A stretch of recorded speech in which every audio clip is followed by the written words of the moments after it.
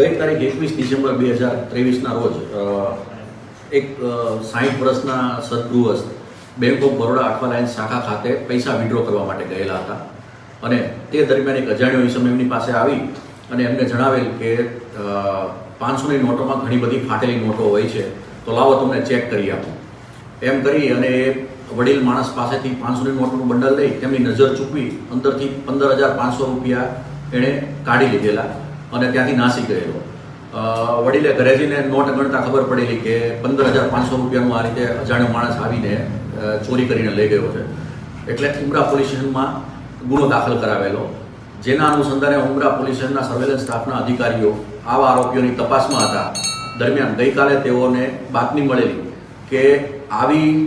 MO કરવાવાળા આરોપીઓ ઈરાની ગેંગના સભ્યો હાલમાં ઉમરા તિલક સર્કલ પાસે ઉમરા ગામ પાસે ઉભેલા છે,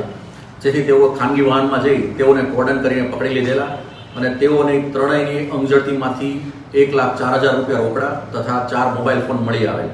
જેઓ ત્રણેયના નામ પૂછતા એકે પોતાનું નામ જાવેદ હુસેન ઈરાની રહે આંબીવલી વેસ્ટ, બીજાનું પૂછતા તેને પોતાનું નામ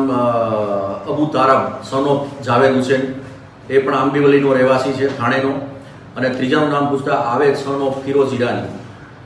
એ પણ આંબેવલીનો રહેવાસી છે. અને તેઓની યુક્તિ પ્રયુક્તિથી પૂછપરછ કરતા તેઓ આ રીતે મોટી ઉંમરના માણસોને વાતોમાં ભોળવી અને બેંકોમાંથી જે પૈસા વિડ્રો કરવા આવે કે જમા કરવા માટે આવે એમની પાસેથી નજર ચૂકવી અને પૈસાની ચોરી કરતા હતા. આરોપીઓની પૂછપરછ દરમિયાન કુલ 5 ગુના ડિટેક્ટ થયેલા છે, જેમાં પાલનપુર, રાંદેર, મહેસાણા, મૈદરપુરા અને ઉમરા પોલીસ સ્ટેશનના 5 ગુનાઓ ડિટેક્ટ થયેલા છે અને હાલ તપાસ ચાલુ છે.